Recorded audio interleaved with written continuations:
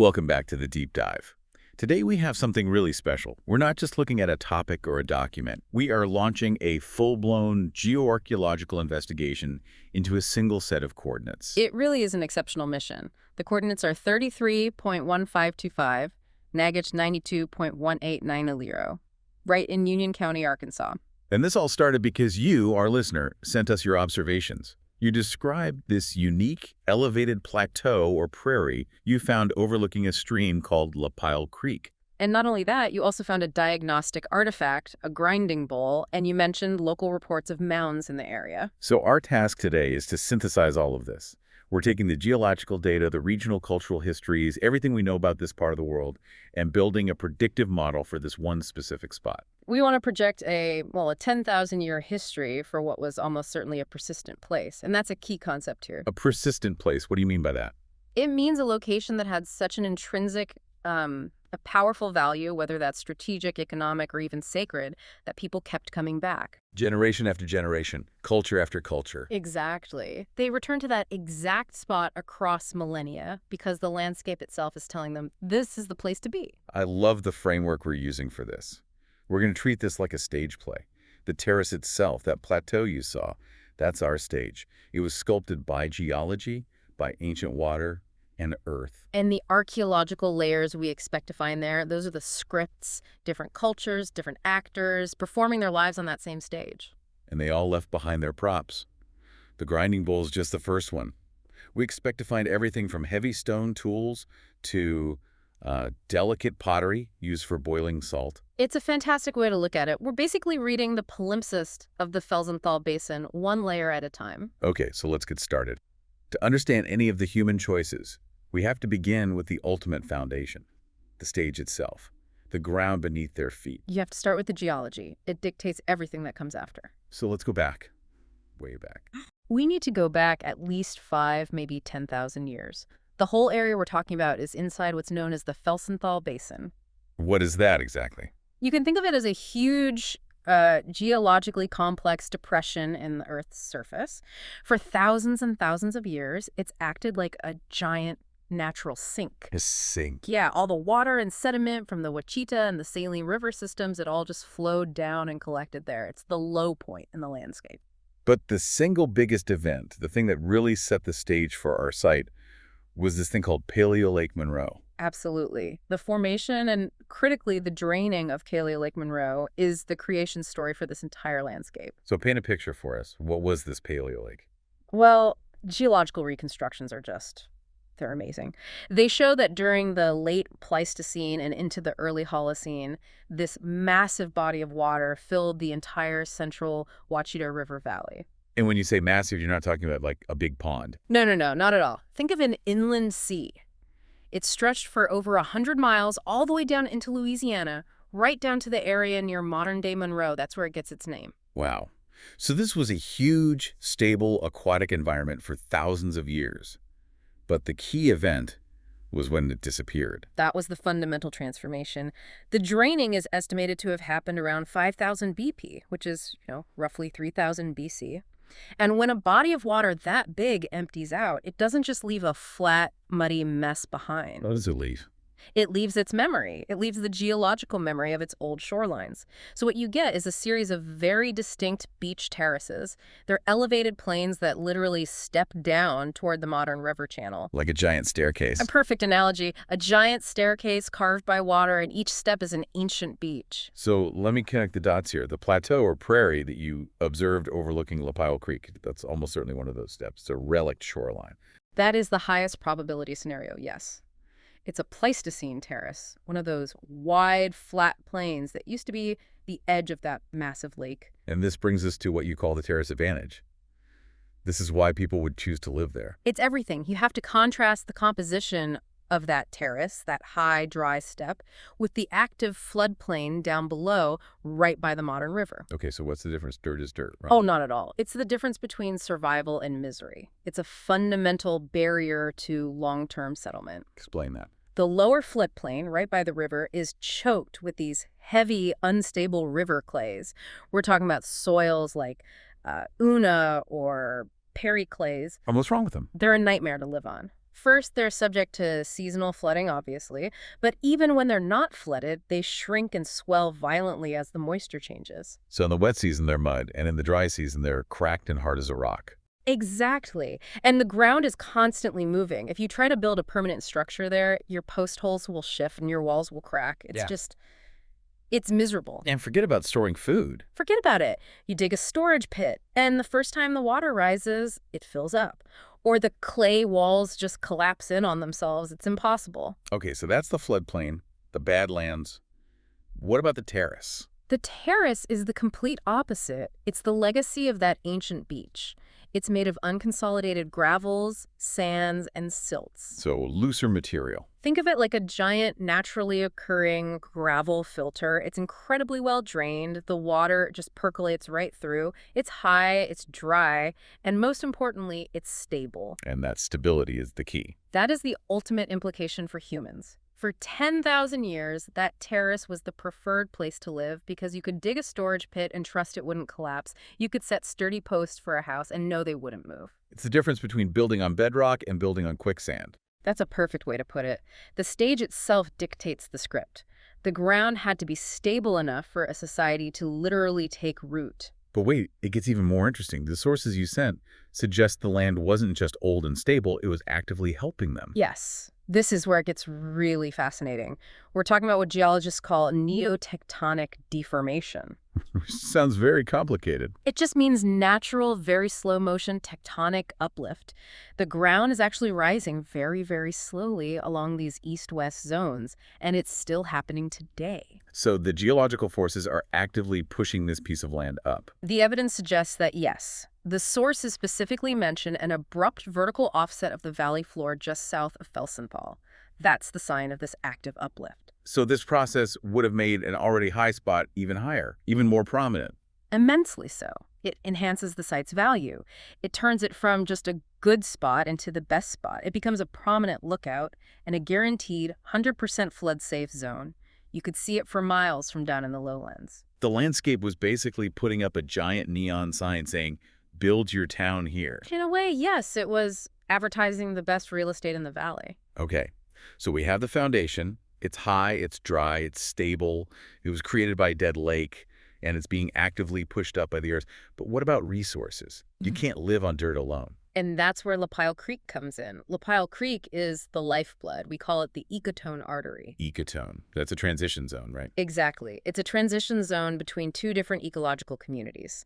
In this case, you have the upland pine hardwood forests on one side. And the bottomland hardwood wetlands along the creek on the other. Precisely. And in archaeology, an ecotone is basically a flashing red light for a resource hotspot. Because you get the best of both worlds. You get the best of both worlds with the minimum amount of travel. You can stand on your dry, safe terrace, and within a few minutes' walk, you have access to everything. So what are we talking about?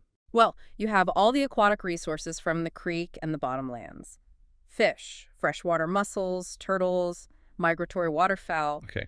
And then you turn around and walk into the uplands, and you've got the terrestrial resources, white-tailed deer, turkey, and huge stands of mass-producing trees, hickory, oak, which are critical for food. So it's a perfect convergence. You've got safety and stability from the terrace and a massive diverse pantry right at your doorstep from the ecotone. That combination is the key settlement driver in the entire Southeast. That's why this was a persistent place. The geoarchaeology really does paint a clear, compelling picture. But there's a second environmental feature you mentioned, the sand prairie. That's not something you see everywhere in this part of the world. No, it's not, and that makes it incredibly significant. When we say prairie here, we need to be clear. We're not talking about the Great Plains of Kansas. That distinction is absolutely critical. We're not talking about endless grasslands. In the context of the West Gulf coastal plain, a prairie refers to a sandhill, or maybe a saline prairie. So what are they? They're these unusual, non-forested openings in a landscape that is otherwise just dominated by dense pine hardwood forest. They're like natural clearings that break up the monotony of the woods. Which is fascinating. Why are they even there? Is it just a geological fluke? They are geological remnants. They could be leftover bits of ancient dune fields from when the lake was draining. But more commonly in this area, they're created by unique soil conditions. Like what? Maybe there's a hardpan layer of clay really close to the surface, or the soil has a high natural salinity. Whatever the reason, it means that dense, tall timber just can't take root and grow. So nature basically did the work of clearing the land for them. And that leads directly to the invaluable human benefits. These clearings become immediate archaeological hotspots for a few key reasons. Let's break those down. What's reason number one? Reduced clearing costs. It's that simple. Which sounds minor, but I imagine it was a huge deal. Think about it. If you're an indigenous group living in a world of dense, old-growth forest, and your only tools are stone axes and fire, clearing enough land for a village, for a camp, or especially for early horticulture, it's an immense amount of labor. It could take years. It's a huge investment. These natural clearings provided pre-cleared, move-in-ready real estate. That labor saving alone is a massive factor when you're choosing a place to settle for the long term. Okay, that makes sense. Less work. What about the fauna, the animals? That's the second big benefit. These areas promote what we call edge species abundance. Edge species. Animals that thrive in that transition zone between the forest and open land. The classic example is the white-tailed deer. Right. They like to browse in the open, but have the forest nearby for cover. Exactly. They come out into the prairie to eat, and then retreat back into the dense cover of the forest and the creek bottom when they feel threatened. So for a hunter, that's ideal. You don't have to go crashing through the deep woods to find them. The game is coming to the edge of your camp for you. Precisely. You get deer, wild turkey, ground birds like the northern bobwhite. They all flourish in these transition zones. It makes your hunting yields much more predictable and much closer to home. And we can't forget the plants. Absolutely not. The third benefit is the unique flora. Because of those weird soil conditions, these prairie remnants often host rare medicinal and ritual plants that you just don't find anywhere else. Plants that were vital for their culture. Vital for ceremony, for medicine, maybe for creating specific dyes.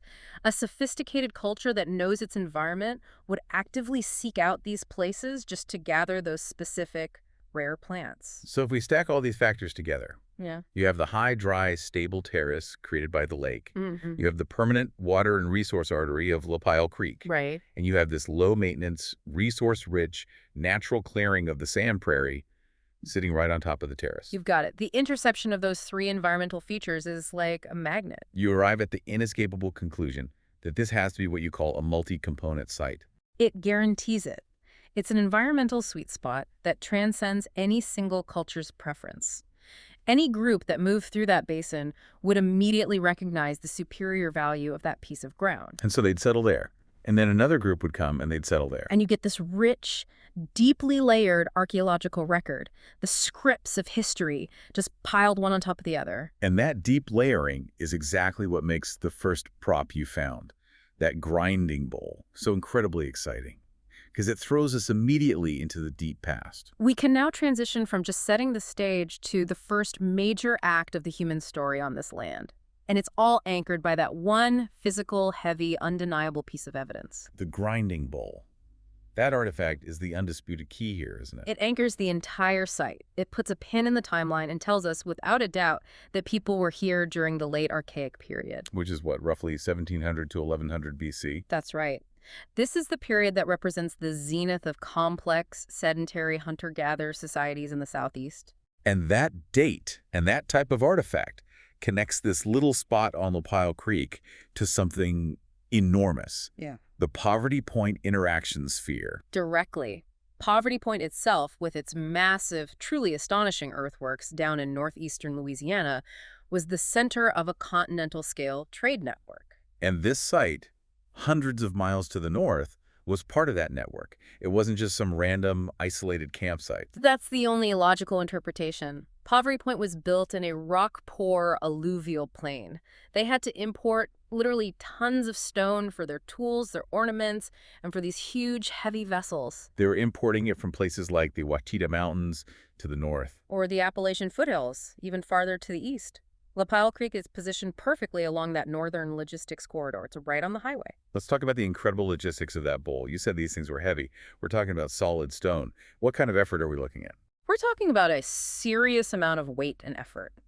If that bowl is made of steatite, or soapstone, the raw material came from Alabama or Georgia, a journey of maybe 500 miles. 500 miles. If it's sandstone or novaculite, it's from the Ouachita Mountains, which is closer, but still a tremendous journey by river. A dry stone bowl of this type could weigh 20, 30, maybe 40 pounds. And what's so fascinating here is that the sheer weight implies a very sophisticated level of logistics. You are not carrying that on your back through the woods. Absolutely not. The presence of these vessels, especially this far from their source, demands the use of specialized watercraft. We're talking about large, deep dugout canoes. So they are moving this heavy cargo along the interconnected Saline and Ouachita River systems. It's the only way it makes sense. It requires planning, it requires organization, and it requires a network of safe, persistent places where you can pull over, offload your goods, and maybe cache them for a while. This site had to be a reliable waypoint, a port of call. It confirms its status as a persistent place. You just wouldn't lug a 40-pound stone bowl on a short, casual foraging trip. Its presence means this place was an essential node in that continental network. It makes perfect sense. The river was their highway, and that high, dry terrace at Lapile Creek was the safe, stable harbor.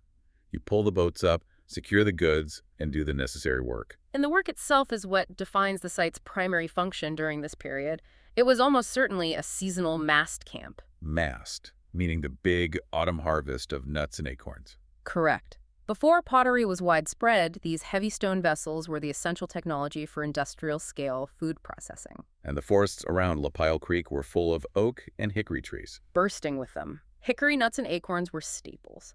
They're packed with fats and proteins, but they require a lot of processing to be edible. So how are these stone bowls used in that process? They are critical for a technique called stone boiling. Stone boiling. Acorns, for example, have bitter, toxic tannins that you have to leach out with hot water. So you'd fill the stone vessel with water and crushed acorns, and then you'd drop red-hot stones directly into the vessel. Which would bring the water to a boil instantly. A rapid, violent boil. At poverty point sites, they even had purpose-made fired clay objects, what we call PPOs, or poverty point objects, just for this purpose. It was their main cooking technology. And the massive amount of water you'd need for this brings us right back to Lapile Creek. The proximity to the creek was non-negotiable. Leaching acorns takes a huge amount of clean water, so we can model the site's use pretty clearly. During the autumn harvest, extended families, maybe even several related families, would aggregate on that stable terrace. They would spend weeks, maybe months, processing massive quantities of nuts for winter storage. It wasn't just a camp. It was an autumn factory designed for survival. Precisely. And the presence of that grinding bowl confirms the industrial scale of this activity. But if we look even deeper, we see that this capacity for big, organized projects was incredibly ancient in this region. This is where we have to talk about precursors, like the Watson Brake site. Watson Brake is it's astonishing. It proves that this kind of complex construction wasn't invented by the people at Poverty Point. It's much older. Much older. Watson Brake, which is also near Monroe, Louisiana, dates to the Middle Archaic period, around 3500 BC. That's roughly 1800 years before the peak of Poverty Point. And what is it? It's a ring of 11 mounds, all connected by ridges. It's a massive earthwork that would have required significant communal labor, planning, and organization over a long period of time. That one fact just changes the entire perspective on archaic society. They had this ability to manage these huge projects long before we previously thought. It absolutely does. It confirms that complex earthwork building was part of a very long tradition in this area. And this is crucial for our predictive model, especially when we think about those local reports of mounds at your site. So the implication for the mounds is that if they are human-made, they don't necessarily have to be from a later period. That's the key takeaway. If those mounds are confirmed to be anthropogenic, they could potentially date all the way back to this earlier Middle Archaic tradition. It would demonstrate a deep, long-standing tradition of landscape modification right there on that terrace. Okay, so the Archaic Act, with its heavy stone bowls and complex logistics, comes to a close. Now we move forward in time, through 1,000 years of cultural evolution that change everything, the woodland transition. The woodland period, starting around 1000 BC, saw two key technological shifts that completely reshaped life on that terrace. And the first is probably the most obvious one in the archaeological record. Pottery. The adoption of pottery. The stone bowls were effective, but they were incredibly heavy, they were hard to make, and you had to import the material. Pottery was a lighter, more versatile, and critically, a locally manufacturable alternative. How does that one shift in material change daily life? It's revolutionary. Suddenly you have vessels that you can place directly over a fire that completely changes your cooking efficiency and what you can cook. You can simmer stews, for example. You can also make specialized containers for storage. So what would we expect to find?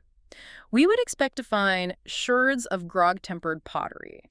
That's pottery tempered with crushed up bits of old fired clay, specifically wares like Baytown Plain or Mulberry Creek cord marked. Finding those would date the occupation squarely in this period. So the heavy imported stone prop of the first act is replaced by the lighter, locally made ceramic prop of the second. A perfect summary. And the second big technological shift changed how they got their protein. The way they hunted. Yes. The bow and arrow rapidly replaced the allotl, or the spear thrower. Why was the bow and arrow so much better? It's quieter, it's faster, it requires less open space to use, and it's far more efficient for hunting the kind of quick, smaller game you find in that ecotone, like deer and turkey.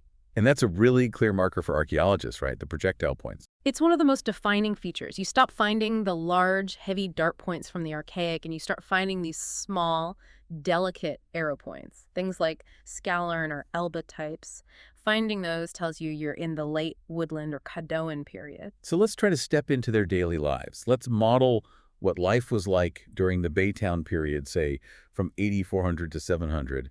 We can use other sites in the area as a proxy. Absolutely. The key phrase for Baytown settlement is dispersed hamlets.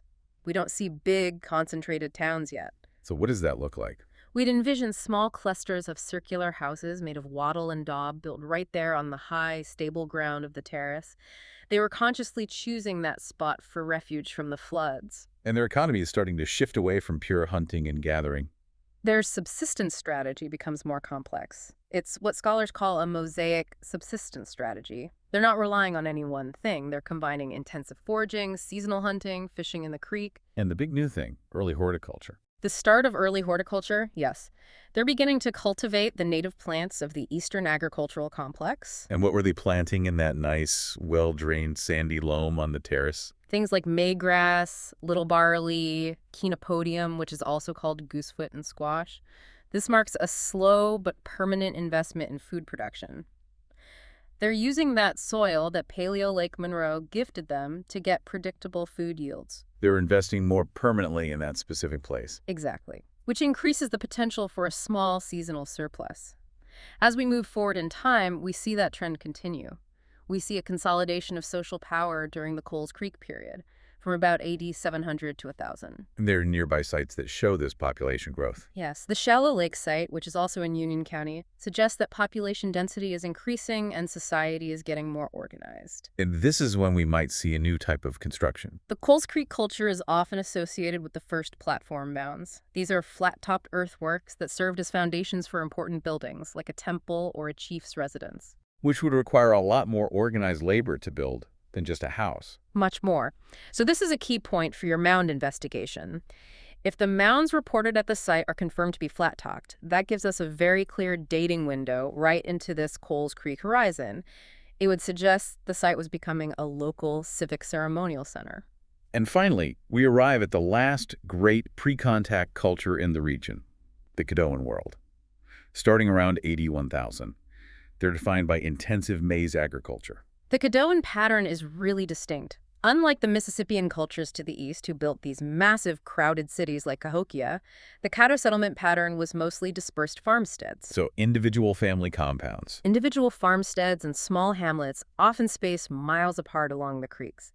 They were connected by social and family ties, not by living right next to each other. And that single elevated terrace we're investigating is the perfect spot for one of these Caddoan farmsteads. Absolutely. A typical Caddo farmstead would have a few key components. You'd have your circular beehive-shaped grass houses.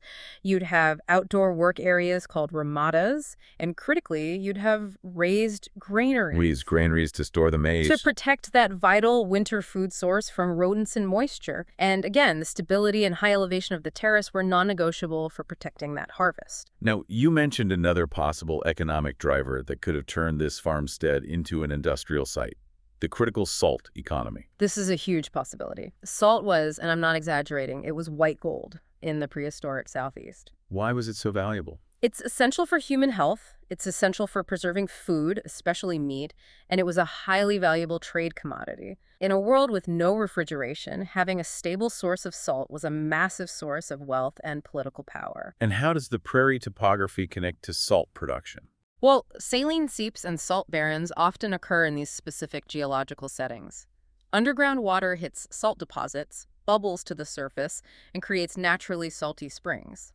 So if there was a saline seep near the Lapile Creek site, Which is very plausible given the regional geology, then the site might have been a specialized salt production locus. how did they actually make the salt? And how would we recognize it? The process involved boiling or evaporating the brine from the springs in large, coarse ceramic vessels. It's a process that requires constant heat and a lot of labor. And a lot of pottery. A lot of pottery. The hallmark of a salt production site is the incredible quantity of broken pottery fragments, what archaeologists call briquetage. These are thick utilitarian sherds that were designed just for boiling brine. And they broke a lot. Constantly. The thermal stress of being heated and cooled over and over meant they broke all the time, so the density of broken pottery at a salt site is exponentially higher than at a regular village site. So if we find what looks like acres of thick broken pot sherds, we've found a prehistoric factory. That's the smoking gun. And if this was a salt locus, it transforms the site. It's no longer just a simple maize farm. It's an essential node in a powerful regional economy connected to other major Caddoan salt centers like the Hardman site upstream on the Saline River. The props of the final act, the pottery, tell a story of commerce and industrial power. Exactly. We've covered the economics, the technology, the physical world, but now we have to shift our focus. We need to look at the cognitive and spiritual landscape. This is critical. How did the people who lived on this terrace perceive this unique piece of land? This is where we get into sacred geography. Because indigenous people rarely saw the landscape as just a collection of resources. It was alive, and it was spiritual. That's right. That high plateau rising above the chaos of the floodplains wasn't just a safe place to live. It was likely seen as a found effigy. A found effigy. What do you mean by that? It means they saw the landform itself, that distinct elevated terrace, as having a spiritual essence. Maybe it was a spirit being, a sacred entity that offered them refuge. They didn't have to build a mound to get closer to the heavens. The landscape had already done it for them. And that natural elevation gave it a critical cosmic connection. In the Caddoan worldview, and in many others, there's a spiritual verticality. The lower world is associated with water, chaos, and danger, everything the floodplain represents. And the upper world is the sky, order, powerful celestial beings. And that terrace, that sanctuary above the flood, served as a natural point of connection between those two worlds. It was a stable bridge between chaos and order. And that stable high vantage point was also essential for watching the sky, for watching the path of souls. The Milky Way, known in many traditions as the River of Stars or the Path of Souls. It was central to their cosmology. It was the route the spirits took to the afterlife. And from that high terrace, with the dark river valley below, they would have had a perfect, unobstructed view of the night sky. A perfect view, crucial for astronomical observation. And it suggests that if there are human-made structures there, their orientation might not be random at all. They could be aligned with the cosmos. We would absolutely look for evidence that structures or mounds were aligned with critical celestial events, the solstices, for example, or the rising of specific important stars. The site was likely anchored in both the terrestrial and celestial worlds. Which brings us to the final and most complex part of this puzzle, the mound mystery. We have local reports of mounds, but in this part of Arkansas, that raises a huge question. Are they natural or are they cultural? And this is the distinction that defines the entire next phase of investigation. It's a tricky one. We have to confront what's known as the pimple mound problem. Single mounds. Yes. Southern Arkansas is famously covered with millions of these small earthworks. They're also called Mima mounds. Describe them for us. What do they look like and why do they confuse archaeologists? They're natural, low, dome-shaped geological features. They're usually only 2 to 4 feet high, maybe 30 to 50 feet across, and their origin is still debated. What are the theories? Some say burrowing rodents over centuries, some say periglacial freeze-thaw cycles from the Ice Age, others say wind deposition, but the key fact for us is that they are geological. They were formed by nature, not by human hands. But here's the confounding factor. Opportunistic use. Exactly. Indigenous people were intensely practical. They saw these pimple mounds as ready-made elevated platforms in otherwise flat, wet areas. Why build a mound when nature made one for you? So they would use them as house sites or for gardens or for burials. All of the above, which means if an archaeologist excavates a pimple mound and finds artifacts, it's very hard to know what you're looking at. The artifacts only confirm that people used the mound, not that they built it. Precisely. So we cannot jump to conclusions. We have to look for specific diagnostic features of anthropogenic mounds, the definitive signs of intentional human labor. Okay, so let's break it down like a detective story. What's clue number 1? Clue number 1 is arrangement. Human-made mounds are rarely random. They are often arranged geometrically carefully positioned around a central plaza or a community space. It reflects social and ceremonial planning. And pimple mounds. Pimple mounds have a random, scattered distribution. They look like a handful of beans spilled across the landscape. Okay, clue number 2. Shape. This is a powerful one. Natural mounds are dome-shaped, but flat-topped, pyramidal platform mounds. Those are almost certainly human-made. Nature doesn't build geometrically flat-topped pyramids. And finding one of those would point us back to the Coles Creek or Caddoan periods. That's right. And the most definitive evidence, the smoking gun, is soil stratigraphy. This one requires digging, but it's the ultimate confirmation. What are you looking for in the soil? We're looking for evidence of basket loading. When people build a mound by hand, they carry dirt in baskets from the surrounding area and dump it. This creates distinct, layered lenses of different colored and textured soils inside the mound. So you'd see a lens of brown clay, then a lens of gray silt, then red sand, all mixed up. All stacked up. It's modeled. A natural mound, by contrast, will have a much more homogeneous soil profile. Finding that basket-loaded soil is the ultimate proof of human construction, an immense effort. Okay, this has been an incredible journey through time. Let's synthesize all of this into our final predictive model for the site. Based on the convergence of all these environmental factors, the overall archaeological potential for this location is extremely high. The terrace, the water, the prairie, it's a perfect storm for long-term settlement. And we can confidently list the components we expect to find. We have confirmed poverty point, late archaic, based on the grinding bowl. We'd expect to find lithic scatters, lots of fire-cracked rock from the stone boiling, and maybe even those clay PPOs. Then a high probability of woodland period material. Yes, from the Baytown and Coles Creek periods. We'd expect grog-tempered pottery, the remains of wattle and daub houses, and that clear shift to small arrow points. And finally, a high probability of Caddoan material. We'd anticipate evidence of those dispersed farmsteads, shell-tempered pottery, which is a later innovation, evidence of maize, and maybe, just maybe, huge quantities of that thick briquetage pottery, which would indicate the salt industry. So to turn this high probability into actual data, let's talk about the recommended non-invasive investigations. These are the next steps you can take without disturbing the site. The first and most powerful tool you can use right from your computer is LiDAR analysis. Light detection and ranging. This is the technology that uses lasers to map the ground and can digitally strip away all the trees. Exactly. It reveals the true topography underneath. And this is the best way to start solving that mound mystery. What are you looking for in the LiDAR data? You're looking specifically for those geometric arrangements. If the mounds are cultural, they might form a pattern like a square around a plaza. If they're natural pimple mounds, the LiDAR will just show them as random, slightly elevated measles on the landscape. It's the fastest, safest way to get your first big answer. Okay, step 1 is LiDAR. Step 2. A disciplined pedestrian survey. A systematic walk. This is low-tech, but essential. Absolutely. You walk the prairie area in straight lines or transects, especially after a heavy rain or after a farmer has plowed the field. That disturbance brings artifacts and features to the surface. And what are you looking for on that walk, specifically? You're looking for clusters. Clusters of artifacts, bits of burnt clay daub from house walls, or large, dark soil stains.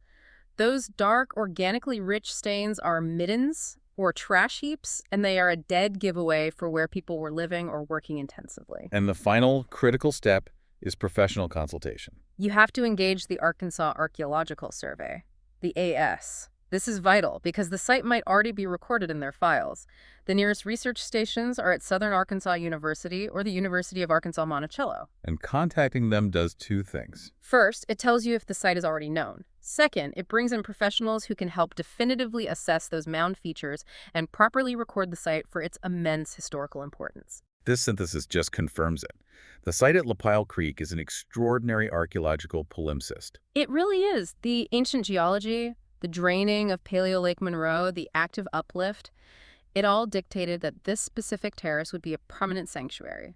It provided safety, resources, and a spiritual connection point across thousands of years of human history. The terrace truly was the stage, but the scripts and the actors changed over time. From the heavy, imported stone bowls of the archaic mast gatherers, To the lighter, locally made pottery of the woodland hamlets. and finally to the raised granaries and the industrial salt boiling of the Caddoan farmsteads. It's a magnificent story of human adaptability. Rooted in this perfect piece of geography, the earth provided the foundation, and successive cultures built their worlds upon it. So we'll leave you with this final provocative thought, and it all comes back to that one grinding bowl. Given that the late archaic people of the Poverty Point interaction sphere had the immense social organization and the technology to move these massive stone vessels hundreds of miles by dugout canoe, how might the sheer effort of that transport have defined the routes and even the rituals of their entire continental network? What value, what absolute necessity did a heavy imported stone bowl hold that was worth the staggering effort of navigating vast river systems and managing those immense distances? It's a question that ultimately defines why persistent, essential places like the Lapile Creek Terrace even exist. It forces us to reconsider the true cost and the true meaning of ancient trade. The Geological Foundation, Paleolake Monroe, and the rise of the Lapile Terrace. The archaeological potential of the specific locality at 33.1525-921890 in Union County, Arkansas, is fundamentally rooted in its deep geological history. To understand the human history of the Lapile Creek Terrace, one must first comprehend the dynamic hydrological and geomorphological forces that shape the physical stage upon which indigenous cultures performed for millennia. The site is not a random topographic anomaly. It is a palimpsest of 10,000 years of human adaptation, defined by its relationship to the Felsenthal Basin. The defining feature of this landscape is the legacy of Paleolake Monroe. During the late Pleistocene and early Holocene, this massive body of water occupied the central Ouachita River Valley, stretching from the Saline River confluence down toward Monroe, Louisiana.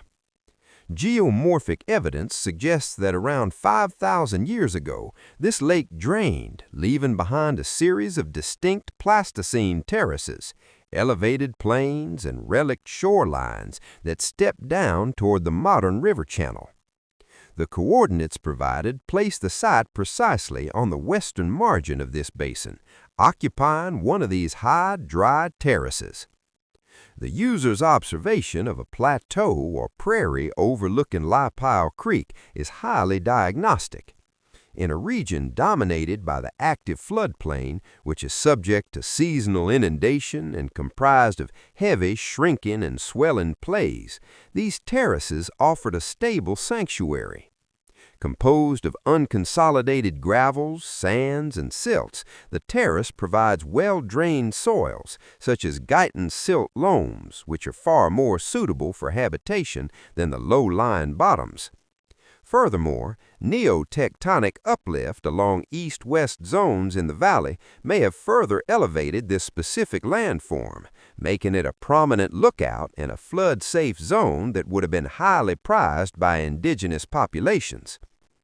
Ecologically, the site sits at a critical ecotone, the transition zone between upland pine hardwood forests and bottomland hardwood wetlands.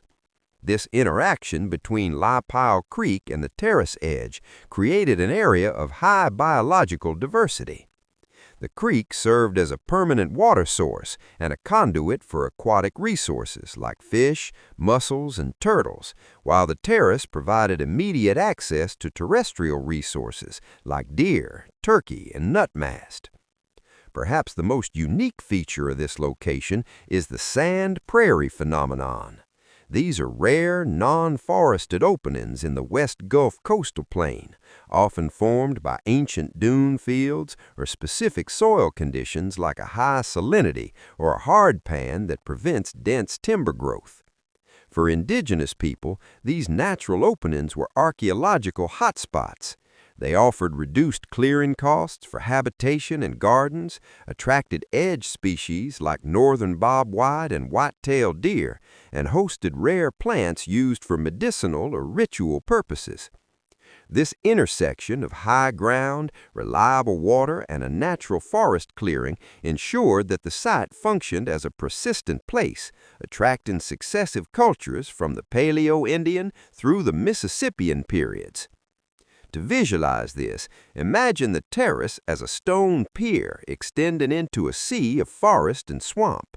While the water levels of history rose and fell, the pier remained a solid, dry foundation for whoever arrived to claim it. The archaic horizon, poverty point, and the logistics of the grinding bowl. The recovery of a diagnostic grinding bowl at the Lapile Creek site anchors the location firmly within the late Archaic period, circa 1700 to 1100 BC. This artifact is not merely a tool, it is a testament to the site's integration into the poverty point interaction sphere, one of the most complex hunter-gatherer societies in North American history. Centered on the massive earthworks in northeastern Louisiana, this culture exercised influence across southeastern Arkansas, driven by a vast continental exchange network. The grinding bowl found by the user, likely made of steatite or soapstone or sandstone, points to an incredible feat of logistics. Steatite was sourced from as far away as the Appalachian foothills, while sandstone and novaculite were brought down from the Ouachita Mountains. Because the core poverty point sites were located in rock-poor alluvial plains, they relied on satellite nodes like the Lapile Creek Terrace for resource extraction and trade. The presence of such a heavy, cumbersome vessel suggests the site served as a trade route node along the Saline and Ouachita rivers. Indigenous peoples would not carry these heavy stone bowls on temporary foraging trips. Their presence implies the use of dugout canoes for transport. The site likely functioned as a seasonal mast camp. In the autumn, the surrounding forests of loblolly pine, southern red oak, and hickory provided a bounty of nuts. Extended families would aggregate on the high terrace to process this mast for winter storage. The grinding bowl was central to this industry, used for stone boiling, a process where heated rocks or fired clay balls, poverty point objects, were dropped into the vessel to boil water for extracting oils from hickory nuts or leaching tannins from acorns. It is also possible that the tradition of landscape modification at this site began even earlier. Regional comparisons to sites like Watson Break, circa 3500 BC, demonstrate that mound building was deeply embedded in the local culture long before the poverty point horizon. If the mounds reported by locals are indeed human-made, they could represent Middle Archaic territorial markers or ceremonial spaces, indicating that the Lapile Creek Plateau has been a focal point of social organization for over 5,000 years. The woodland and cadone transitions from hamlets to farmsteads as the Archaic gave way to the woodland period, Ka 1000 BC to AD 1000, the inhabitants of the Lapile Creek terraces adapted to a mosaic subsistence strategy characterized by new technologies, pottery, the bow and arrow, and horticulture. The Baytown period, AD 400 to 700 at the site, can be modeled using Big Mound Ridge as a proxy, where people lived in dispersed hamlets of circular, grass-thatched houses made of wattle and daub. During this time, the sandy loam of the terrace became a garden by the water's edge. Residents cultivated the eastern agricultural complex, including squash, chenopodium, and maygrass, using simple digging sticks. The heavy stone bowls of their ancestors were replaced by grog-tempered pottery, fired clay mixed with crushed ceramics, such as Baytown Plain, which allowed for more efficient storage and direct heat cooking.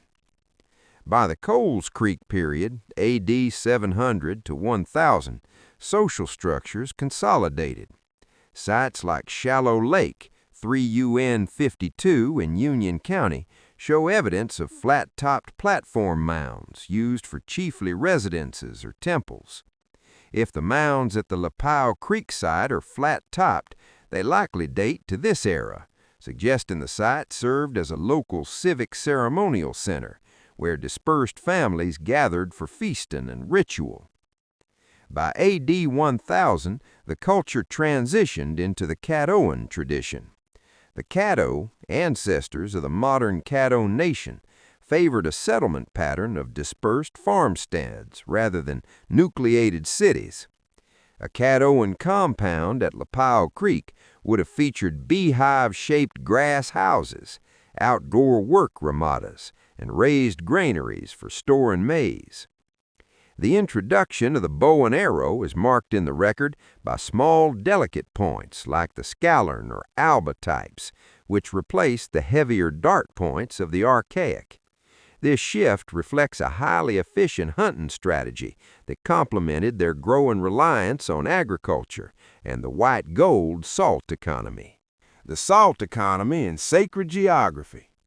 Beyond the domestic and the economic, the Lapile Creek Terrace likely held deep spiritual significance for its inhabitants, a concept known as geomythology. The Caddoan people, in particular, recognized certain natural landforms as found effigies, spirit beings or natural sculptures sanctified as living entities. The distinct elevation of the plateau relative to the floodplain may have been viewed as a point of connection between the lower world, associated with water and chaos, and the upper world, associated with the sky and order. This spiritual alignment is often reflected in the path of souls, or the Milky Way. In Caddoan cosmology, the Milky Way was the route spirits took to the afterlife. From the high vantage point of the Lapile Terrace, the unobstructed view of the night sky would have allowed for the celestial orientation of mounds or structures. The placement of a village or a burial mound might align with the position of the river of stars during specific solstices, anchoring the human community within the cosmic order. Economically, the prairie or barrens topography noted by the user suggests another vital industry, salt production. Saline barrens often occur on these Pleistocene terraces, where brine seeps to the surface. The Caddo were renowned salt makers, evaporating brine in specialized ceramic vessels to produce a trade commodity that was exchanged for mountain stones and fine pottery. If saline seeps exist near the creek, the site may have been a specialized salt production locus, explaining a potentially high density of ceramic sherds and trade wealth. In this context, the mounds reported could even be house mounds, the accumulated debris of generations of salt processing and habitation. The mound mystery, investigation and conservation. The most critical question remaining for the Lapile Creek site is the nature of the reported mounds. In southern Arkansas, researchers must distinguish between anthropogenic, human-made mounds, and pimple mounds. Pimple mounds are natural, dome-shaped geological features, likely formed by seismic activity or fossorial rodents that appear as random measles across the landscape. While natural, they were often opportunistically used by indigenous peoples as elevated house sites because they provided dry platforms and wet flatwoods. To determine if the mounds at 33.1525 minus 921890 are cultural, one must look for geometric arrangements around a central plaza or flat-topped shapes, which are almost certainly anthropogenic.